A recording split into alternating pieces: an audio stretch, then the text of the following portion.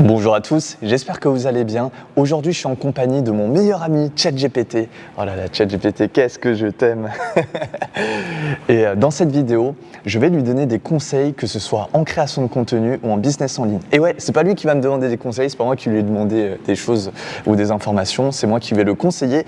Et pour ça, je vais discuter avec lui. C'est un exercice que j'ai l'habitude de faire à peu près une fois par semaine, que ce soit pour me remettre en question, entraîner mon art oratoire ou plein d'autres choses. Et donc là, c'est parti. On va d'abord, dans un premier temps, le configurer. Et par ailleurs, c'est un exercice que je t'invite à faire si jamais tu veux un petit peu discuter avec toi-même. C'est très intéressant. Donc là, ChatGPT, salut à toi. Aujourd'hui, tu vas être mon esclave IA et ce que je vais te demander, c'est de te mettre dans la peau d'un entrepreneur entre 25 et 35 ans qui a un business en ligne et qui galère à créer du contenu. Dis-moi, est-ce que c'est clair? Et j'ai envie que tu me poses des questions. C'est toi l'intervieweur, moi l'interviewé. C'est moi qui te donne des conseils et à chaque fois, fais des réponses courtes et pose-moi des questions en fonction de tes problématiques. Est-ce que c'est clair? Oui, c'est très clair. Je suis partant pour ce petit jeu de rôle. Donc, je vais endosser le rôle de cet entrepreneur qui a un business en ligne et qui galère un peu avec la création de contenu. À chaque fois, je te poserai des questions sur mes problématiques et toi, tu me donneras des conseils. Allez, c'est parti, on fait ça. Allez, let's go. Vas-y, c'est quoi ta première problématique? Eh bien, allons-y. Alors, en tant qu'entrepreneur de 30 ans qui essaie de gérer son business en ligne, je dirais que ma première problématique, c'est que j'ai vraiment du mal à rester régulier dans mes publications. J'ai l'impression que je commence fort, puis au bout d'un moment, je perds un peu le rythme et j'arrive pas à être consistant. Qu'est-ce que tu me conseillerais en premier pour surmonter ça ?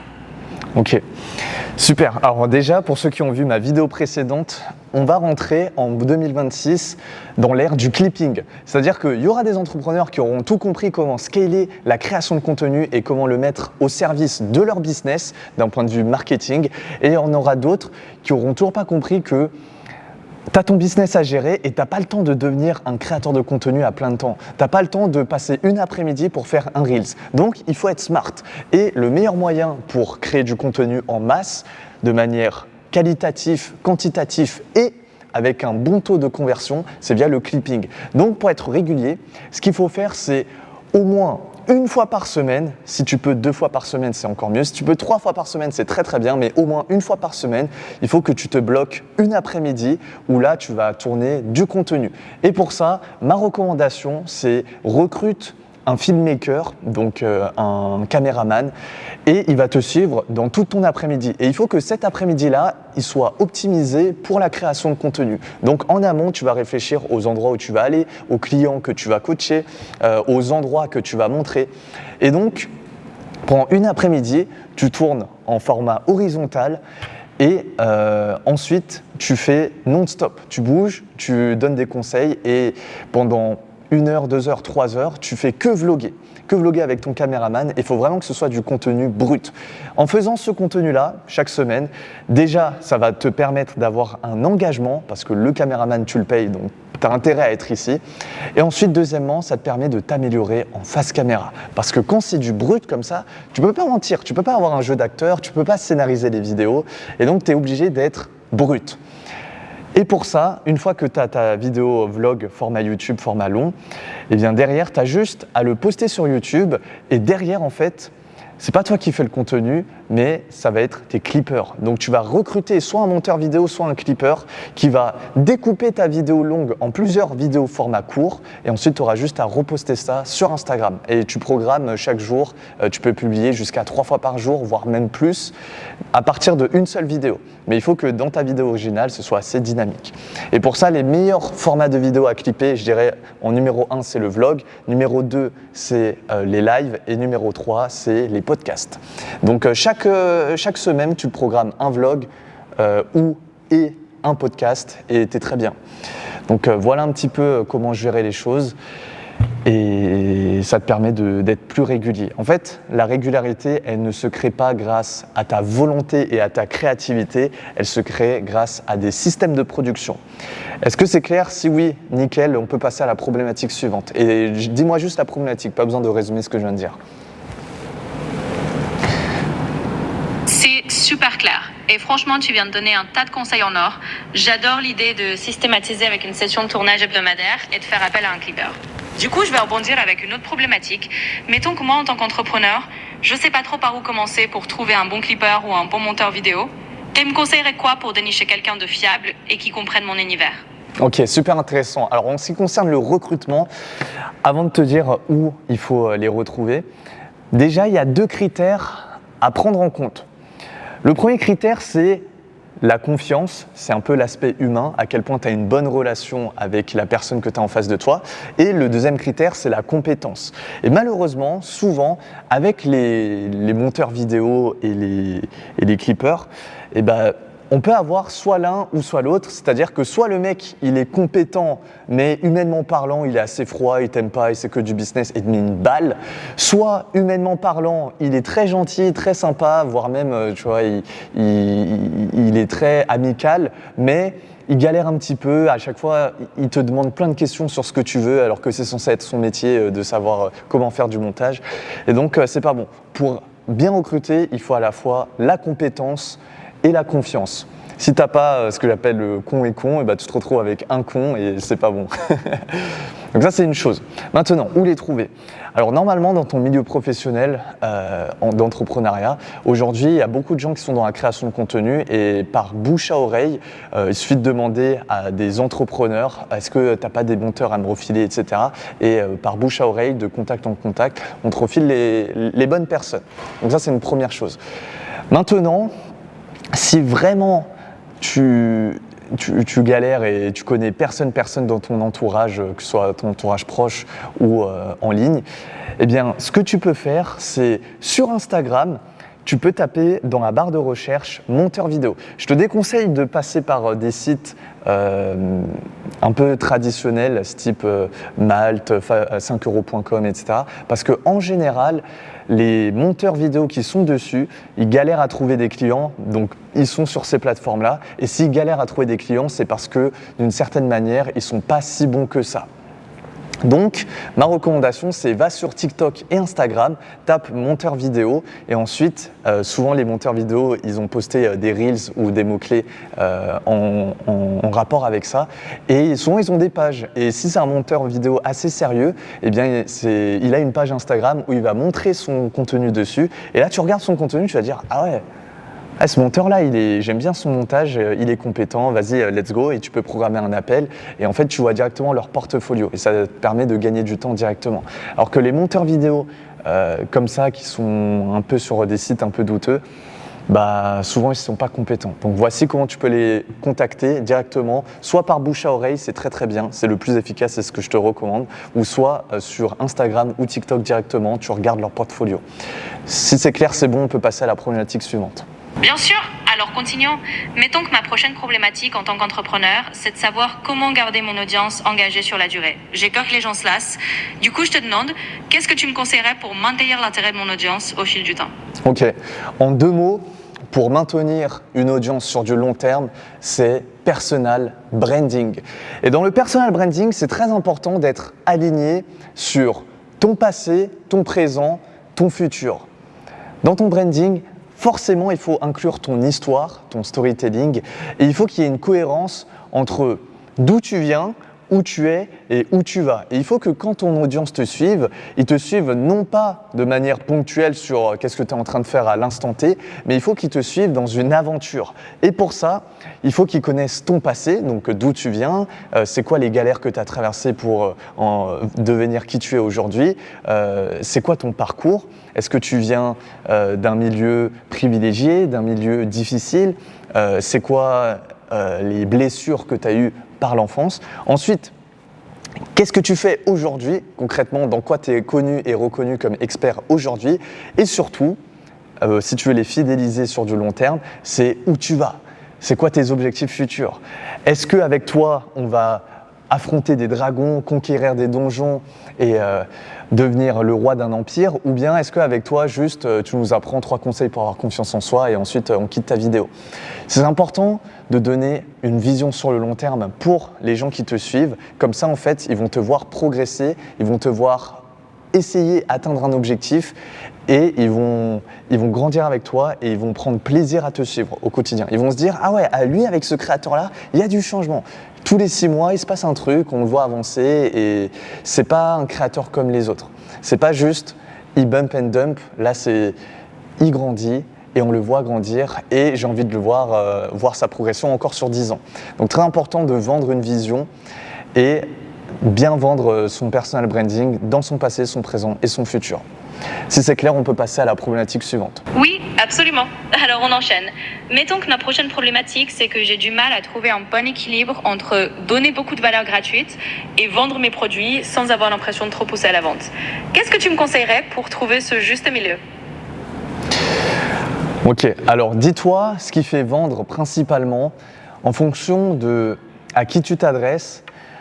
Ça va être différent, mais principalement ce qui fait vendre, ce sont 1. Les témoignages clients, 2. Toi-même, ta propre transformation et 3. Du lifestyle. Donc si tu arrives à montrer sur les réseaux sociaux des témoignages clients, ta transformation et ton lifestyle, eh bien c'est ça qui va faire vendre.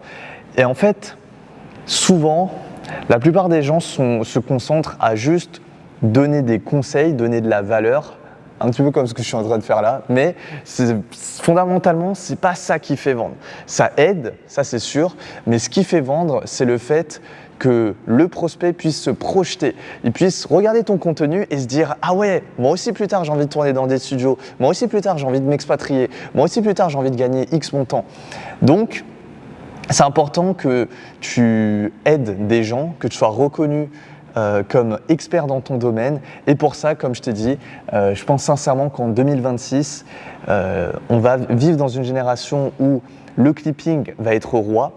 Et c'est important de te bloquer un jour par semaine où tu fais du clipping. Et là, dans ton clipping, tu peux faire des vidéos où tu es avec tes clients, donc témoignages clients. Tu peux faire des vidéos où tu montes ton lifestyle, donc type vlog. Et tu peux faire des vidéos où tu démontres ton expertise et tu racontes un petit peu des anecdotes de ton métier, etc., l'envers du décor. En fait, on veut du contenu où on peut s'accrocher à toi et voir un petit peu de quoi tu es capable et comment tu peux nous servir. Alors, la nouvelle problématique, imaginons que je doive créer un produit digital de plus, mais je ne sais pas quel format choisir pour qu'il convertisse le mieux. Toi, tu me conseillerais plutôt un cours vidéo, un e-book, un coaching de groupe ? Voilà, c'est juste ça la question. Alors, sur quel produit tu veux vendre, vraiment ça dépend à qui tu t'adresses et également le prix que tu as en tête. Dis-toi, il y a 2 trucs qui marchent. Soit tu t'adresses au B2C ou soit tu t'adresses en B2B. Dans le B2C, tu vas vendre quelque chose de très accessible, un prix, disons, moins de 500 €, et tu vas le vendre à beaucoup de personnes. Ou soit tu t'adresses au B2B et dans ce cas-là, tu vas vendre un produit très cher mais à très peu de personnes. Et donc là, tu vas vendre dans ce qu'on appelle du high ticket, donc minimum 1 000 €, 2 000 €, 3 000 €, voire plus. Et là, tu vas donner une prestation vraiment haut de gamme. Donc ça dépend ce que tu souhaites faire. Il n'y a pas forcément de bons produits. Mais une chose est sûre, ça dépend aussi du type d'entreprise que tu veux créer. Par exemple, si tu veux faire du coaching et que toi-même tu veux donner des sessions de coaching, et ben, d'une certaine manière, le coaching n'est pas scalable parce que tu seras toujours dépendant de ton temps, dans le sens où 1 heure de coaching, ça reste 1 heure de ton temps. Alors que si tu vends une formation, par exemple, eh bien là, tu peux être sur ton business et tu peux décorréler ton temps de ton argent. Donc ça dépend ce que tu recherches aussi.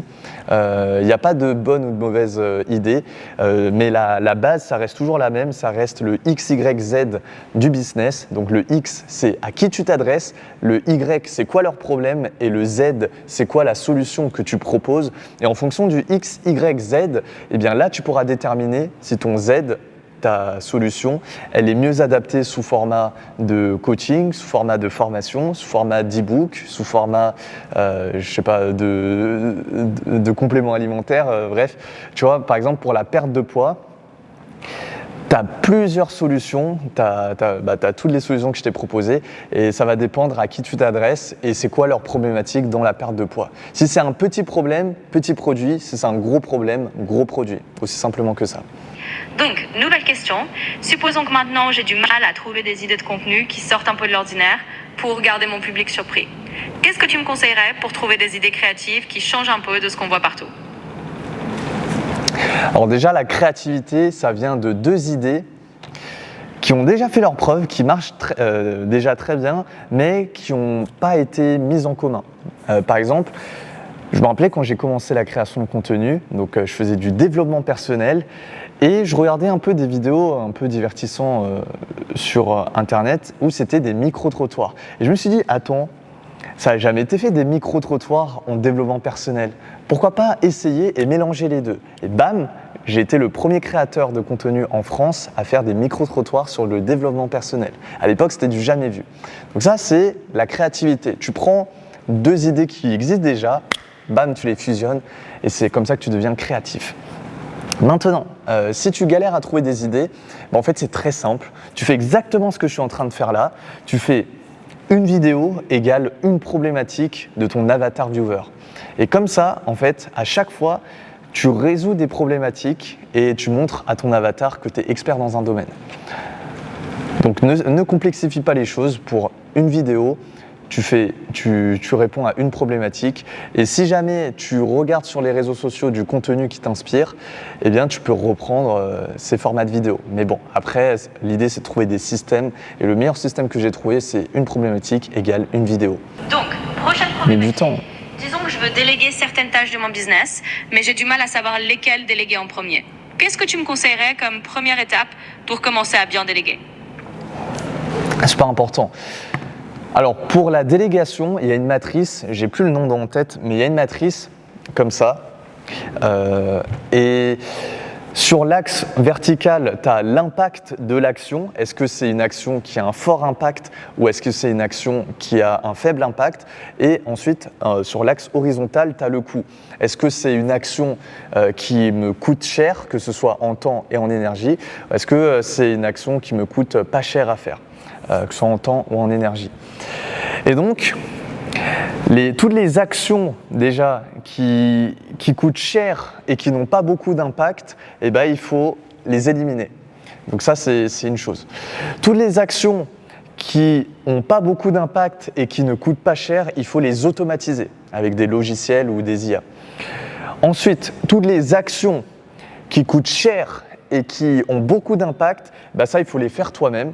Et toutes les actions qui ne coûtent pas cher et qui ont beaucoup d'impact, et bah ça, tu peux le déléguer. Ou simplement que ça. Donc, c'est comme ça que tu vois comment tu recrutes et qu'est-ce que tu délègues. Et surtout aussi, comment je vois les choses. Donc ça, c'est de la théorie, hein, bien sûr, on est d'accord. Maintenant, comment je vois les choses? Je vois les choses sous forme de système, d'engrenage et de mécanique. C'est pas pour rien qu'on appelle une entreprise une boîte, parce que c'est une boîte. Et dans cette boîte, tu l'ouvres, tu as des engrenages qui tournent, tu as des process, tu as des éléments, tu as des systèmes, enfin, bref, c'est toute une machine complexe. Et tu vois que dans cette boîte, pour l'utilisation, eh ben, ça a besoin d'argent qui rentre, donc ça c'est un peu comme l'essence, et il y a de l'argent qui sort. Et une boîte profitable, c'est une boîte où il y a moins d'argent qui rentre qu'il n'en sort. Donc du coup, on génère plus d'argent qu'on dépense, grosso modo. Et en fait, ce qu'il faut faire très attention dans le recrutement, c'est que chacune de tes pièces, ce soit des pièces dites de qualité, donc des A-players. Et il faut également que chacune des pièces ait ce qu'on appelle des SOP, des process. Parce que si tu as des éléments mais que voilà, ils ne sont pas bien imbriqués et qu'ils ne savent pas quoi faire, bah, tu as une boîte mais les éléments ils sont interchangeables et ça ne marche pas très bien. Tu ouvres, c'est un peu le bordel et tu as envie de refermer et tu jettes la boîte. Ce qui marche, c'est avoir une boîte avec peu d'éléments au début, mais chaque élément, ce sont des éléments de qualité et chaque élément s'imbrique très bien. Donc là, tu ouvres la boîte, tout s'enclenche parfaitement bien et tu es en mode « Ok, ça c'est une bonne boîte profitable ». Donc c'est ça qui marche quand tu recrutes. D'où l'importance de recruter des A-players.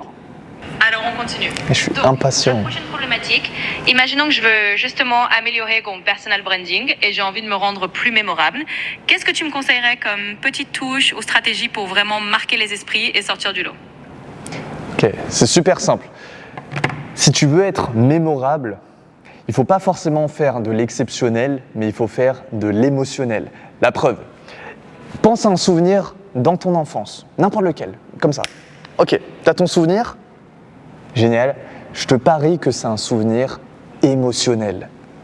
Pourquoi ? Parce que l'émotionnel, c'est ce qui est mémorable. Et la plupart du temps, les gens, ils veulent faire des formats de vidéo, des concepts, donner de la valeur, etc.